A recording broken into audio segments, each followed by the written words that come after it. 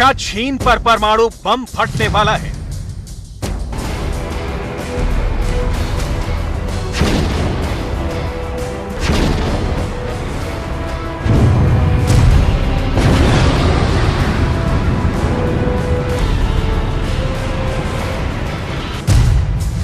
क्या atom bomb से Beijing दहलने वाला है?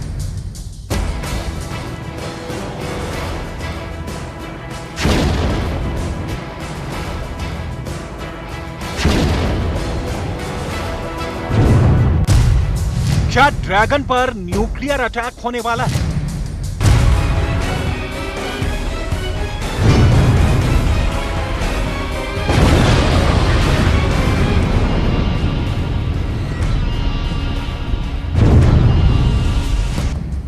जवाब ब्रिटेन के मशहूर अखबार एक्सप्रेस के इस हेडलाइन में छपा है। इस हेडलाइन में साफ साफ शब्दों में लिखा है, रूस के राष्ट्रपति व्लादिमीर पुतिन चीन के खिलाफ परमाणु हथियार का इस्तेमाल कर सकते हैं।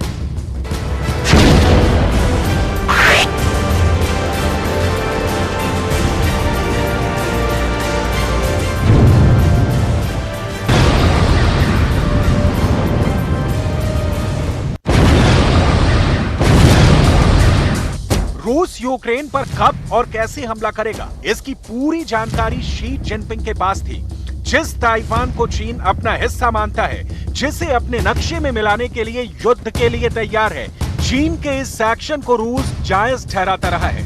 लेकिन रूस और चीन के करीबी वाले रिश्ते में भी एक ऐसी गांठ है जो अगर खुल गई तो परमाणु युद्ध का होना तय माना जा रहा है।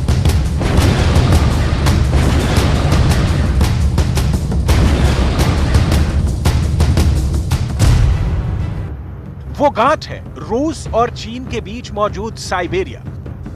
दावा किया गया कि अगर चीन साइबेरिया पर धावा बोल दे तो जवाब में पुतिन के पास सिर्फ परमाणु हमले का ही विकल्प बचेगा।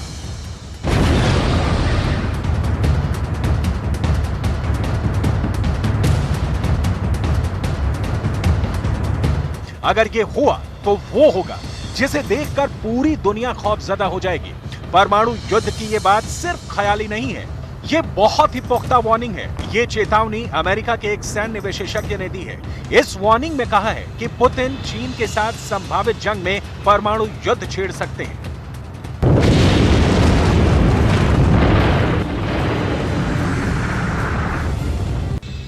Express.co.uk से बात करते हुए अमेरिका के डॉक्टर जॉन कैलाहन ने बहुत बड़ी चेतावनी दी है। डॉक्टर जॉन कैलाहन पूर्व राजनयिक रहे हैं और अभी अमेरिका में न्यू इंग्लैंड कॉलेज में एक सैन्य सलाहकार और डीन के रूप .co.uk से कैलाहन ने कहा है कि मुझे लगता है कि रूस परमाणु हथियारों का इस्तेमाल किए बिना चीन के खिलाफ युद्ध नहीं लड़ सकता।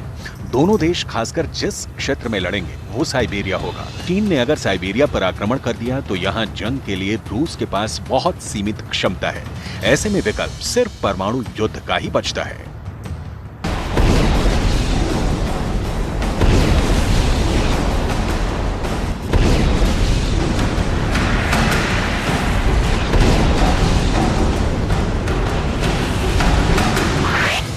साइबेरिया को लेकर रूस और चीन के बीच लंबे वक्त तनातनी रही है। दोनों देशों के बीच सदियों के अविश्वास और संघर्ष की कड़वी यादें हैं। 1968 में रूस और चीन के बीच डेमेंस्की द्वीप को लेकर सैन्य संघर्ष भी हो चुका है। हालांकि दोनों देशों ने 4000 किलोमीटर से ज्यादा का सीमा विवाद साल 2000 में सुलझा लिया। जिस डेमेंस्की द्वीप को लेकर 1968 में चीन और रूस भिड़ चुके थे, वो सीमा समझौते के तहत चीन के पास है। लेकिन साइबेरिया का नासूर अगर एक बार फिर उभर आया तो वो परमाणु युद्ध कराकर ही मानेगा।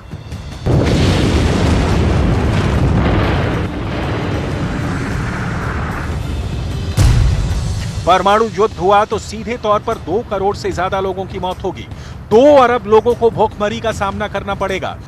दुनिया की आधी ओजोन परत भी खत्म हो जाएगी। धरती का एक बड़ा हिस्सा काले धुएं के आगोश में समा जाएगा। सूरज की रोशनी ठीक से धरती पर नहीं पहुंच पाएगी। दुनिया भर में मॉनसून पर बहुत बुरा असर पड़ेगा।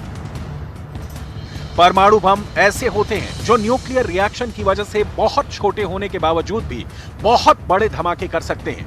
ये बम न्यूक्लियर फ्यूजन यानी नाभिकीय संलयन या फिर नाभिकीय फिजन यानी नाभिकीय विखंडन के फॉर्मूले पर काम करते हैं, जो विस्फोट के बाद बड़ी तबाही लाते हैं।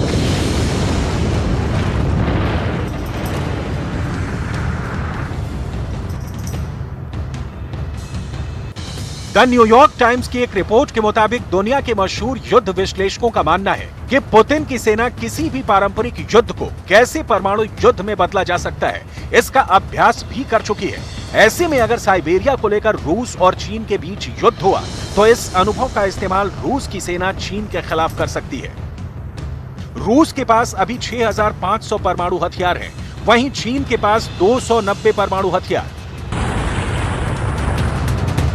एक सच ये भी है कि चीन ने आसमान में, पानी में, जमीन पर चाहे जितनी ताकत जुटा ली हो, लेकिन अमेरिका और रूस के मुकाबले उसके पास परमाणु बमों की तादाद बहुत कम है।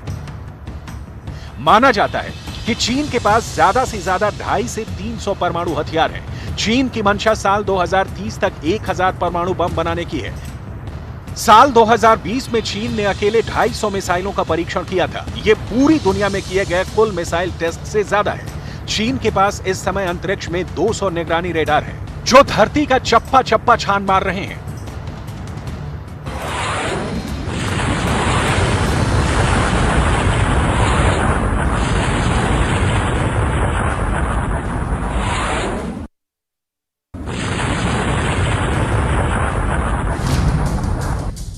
अमेरिकी वायुसेना के मेजर जनरल कैमरन होल्ट ने बहुत बड़ी चेतावनी दी है। अमेरिका के मुकाबले चीन 5 गुना तेजी से नए हथियार बना रहा है, वो भी अमेरिका से 20 गुना कम खर्च पर। यानी जिस आधुनिक हथियार को बनाने में अमेरिका $20 लगा रहा है, उसे चीन सिर्फ $1 के खर्च में तैयार कर रहा है। अमेरिकी एयरफोर्स में अधिग्रहण के लिए बनाई गई स्पेशल टीम में deputy assistant secretary major general Cameron Holt की वार्निंग दुनिया को डराने वाली है। होल्ट का कहना है कि चीन समान क्षमता को हासिल करने के लिए हमारे $20 में लगभग $1 खर्च करते हैं। अगर हम लागत को कम करने और हमारी रक्षा आपूर्ति श्रृंखला में गति बढ़ाने का तरीका नहीं समझ सकते हैं, तो हम हारने जा रहे हैं। मेजर जनरल कैमरन होल्ट की यह वार्निंग तब और बड़ी बन जाती है जब यह रिपोर्ट सामने आती है कि चीन अमेरिका तो अमेरिका रूस के साथ भी युद्ध का बिगुल फूंक सकता है। यूएस एयरफोर्स के मेजर जनरल कैमरन होल्ट की माने तो मौजूदा वक्त में चीन C4I फॉर्मूले पर काम कर रहा है। C4 का मतलब है कमांड, कंट्रोल, कम्युनिकेशन, कंप्यूटर, वहीं I का मतलब है इंटेलिजेंस। इसमें मिसाइलें भी हैं, युद्धपोत भी हैं, फाइटर जेट भी हैं और हाइपरसोनिक हथियार भी हैं। माना जा रहा है कि इस समय चीन के पास जितने आधुनिक हथियार प्रणाली हैं, वो किसी देश के पास नहीं है। इसके जरिए वो किसी पर भी भारी पड़ सकता है। यही वजह है कि अगर रूस और चीन में भिड़ंत हुई तो हार से बचने के लिए रूस को परमाणु बम का सहारा लेना होगा। अगर ऐसा हुआ तो सिर्फ विनाश होगा, महाविनाश।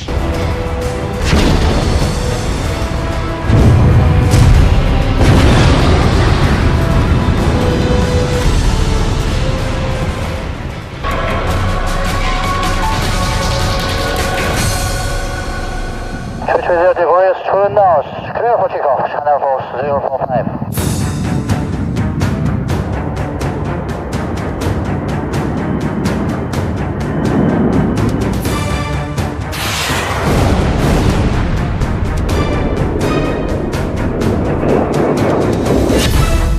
ये ड्रैगन की नई फोर्स है, बिल्कुल नई ताकत।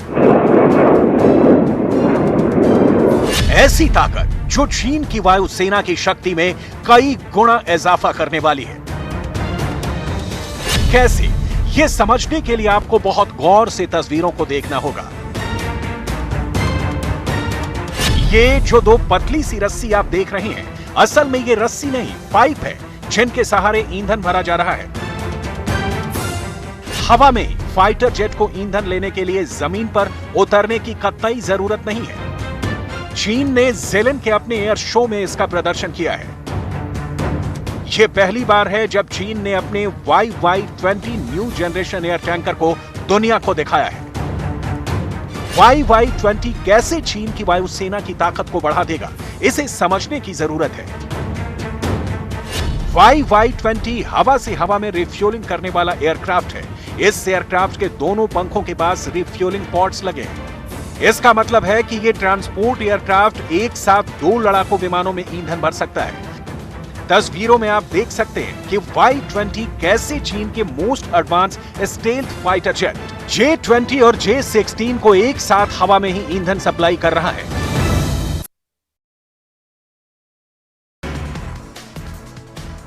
ग्वालियर में उद्धव साहित्य उत्सव में सिंधिया हुए शामिल। 4 दिनों तक चलेगा उत्सव। सिंधिया पर कांग्रेस का हमला, कहा जर्जर हो चुकी है कांग्रेस। एमपी में सरकारी कर्मचारियों के बढ़ सकती रिटायरमेंट की उम्र 65 साल करने की तैयारी। राज्य कर्मचारी कल्याण समिति ने सरकार को भेजा प्रस्ताव।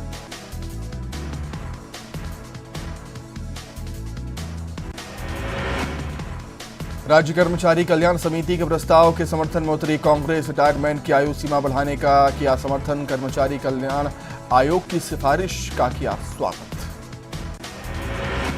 मध्य प्रदेश में संघ की तरह अब कांग्रेस तैनात करेगी संगठन मंत्री। इस सभी जिले में होगी नियुक्तियां। जिलाध्यक्ष और प्रभारी के साथ समन्वय करेंगे संगठन मंत्री। बैतूल में केमिकल भरे टैंकर में लगी भीषण आग। फायर ब्रिगेड ने आग पर पाया काबू। 25 लाख के नुकसान का अनुमान। रीवा के बाल सुधारगृह से 5 बच्चे फरार। सुरक्षा कर्मियों को चकमा देकर भागे। तलाश में जुटी पुलिस। जबलपुर के होटल में हॉस्पिटल मामले में एक्शन। जिला प्रशासन ने वेगा होटल को किया सील। होटल में फर्जी तरीके से चल रहा था अस्पताल। जबलपुर में फिर चला बुलडोजर। अवैध निर्माण पर प्रशासन की कार्रवाई। 800 वर्ग फीट पर बने 4 मकान जमींदोज। हरदा में बीच सड़क हर्ष फायरिंग। करणी सेना की रैली के स्वागत में चली गोली। तफ्तीश में जुटी पुलिस। भोपाल में करंट लगाकर छात्र ने की आत्महत्या। घटनास्थल से नहीं मिला सुसाइड नोट। तफ्तीश में जुटी पुलिस। मंदसौर में जर्जर मकान का एक हिस्सा गिरा। हादसे में एक मजदूर की मौत। मकान तोड़ने के दौरान हुआ हादसा। हरदा में रेलवे की बड़ी लापरवाही आई सामने। बिना गार्ड के 25 किलोमीटर तक चलती रही मालगाड़ी। रेलवे ट्रैक किनारे घायल मिला गार्ड। हरदा में आदिवासी युवक की धारदार हथियार से हत्या। आदमपुर रोड पर मिला शव। तफ्तीश में जुटी पुलिस। मध्य प्रदेश में एक बार फिर बारिश का अलर्ट। रीवा, पन्ना, सतना जिले में भारी बारिश का येलो अलर्ट। गरज चमक के साथ बौछारें पड़ने के आसार। गुना दौरे में केंद्रीय मंत्री ज्योतिरादित्य सिंधिया। बाढ़ प्रभावित क्षेत्रों का किया दौरा। बस्तियों में जाकर देखे हालात। खरगोन के बड़वा में नर्मदा पुल पर वाहनों की आवाजाही शुरू। जांच के बाद कार और हल्के वाहनों को परमिशन। पिलर में दरार के बाद रोका गया था ट्रैफिक। सिवनी में लखनादौन वन परिक्षेत्र में सड़क किनारे मिला तेंदुए का शव। सड़क पार करने के दौरान वाहन की चपेट में आने से मौत की आशंका। जांच में जुटा वन अमला। मंडला के बीजा डांडी विकास खंड में टिड्डी दल का हमला। खेतों में लगी फसलों को पहुंचाया नुकसान। भगाने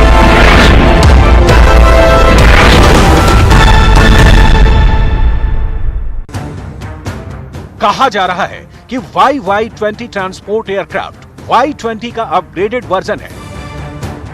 अब इस ट्रांसपोर्ट एयरक्राफ्ट की कुछ और खासियत देख लीजिए। इसके बाद आपको इससे बढ़ी चीन की ताकत दिखाएंगे।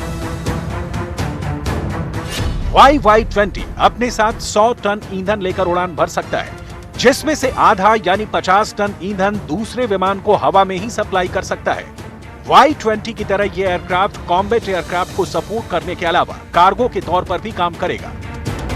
चीन बहुत पहले से इस तरह के ट्रांसपोर्ट एयरक्राफ्ट तैयार करने की कोशिश में था, क्योंकि अब तक चीन इसके लिए रूस के भरोसे था। लेकिन अब YY-20 से चीन के फाइटर जेट लंबी उड़ान भरने में सक्षम होंगे। मतलब अब चीन की सेना के पास लॉन्ग रेंज फाइटर जेट के लिए नई तकनीक उपलब्ध होगी। यानी J-20 के साथ YY का होना डेडली कॉम्बिनेशन है।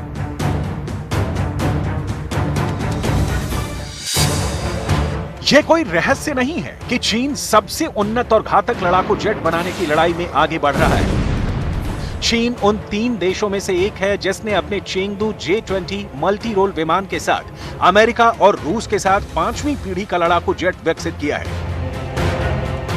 और सोने पे सुहागा ये कि अब चीन के पास अपने इन लड़ाकू विमानों की रिपोर्ट्स में कहा जा रहा है कि चीन के लड़ाकू विमान अब उन इलाकों में भी उड़ान भर रहे हैं जहां वो पहले नहीं जाते थे।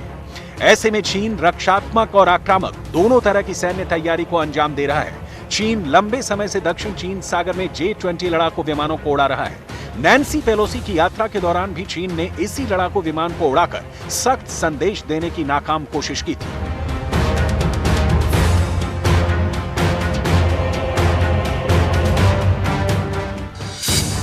चीन फुल ऑन एक्शन में है। नैन्सी पेलोसी की ताइवान यात्रा से लेकर मार्श ब्लैकबर्न के ताइवान पहुंचने तक चीन अपने जंगी जहाजों से ताइवान के ऊपर उड़ान भर रहा है। ताजा रिपोर्ट जो ताइवान की डिफेंस अथॉरिटी ने जारी किया है, उसके मुताबिक शुक्रवार को चीन के 8 युद्धपोत और 35 विमानों को ताइवान के आसपास डिटेक्ट किया गया है, जिसमें Su-30, J-11, J-16, J-10 शामिल है। चीन ये तथ्य बहुत मजबूती से दुनिया के सामने रखना चाहता है कि उसकी नौसेना दुनिया में सबसे बड़ी और ताकतवर है। उसकी थल सेना की संख्या दुनिया में सबसे बड़ी है और अब उसकी वायुसेना अमेरिका को टक्कर देने की स्थिति में है। चांगचुन का ज़ेलेन वाला एयर शो चीन ने दुनिया को दिखाने के लिए ही किया, लेकिन इसके साथ यह भी साफ है कि चीन चाहे जितनी शक्ति जुटा ले, उसे चुनौती देने वाले देशों की तादाद कम नहीं है।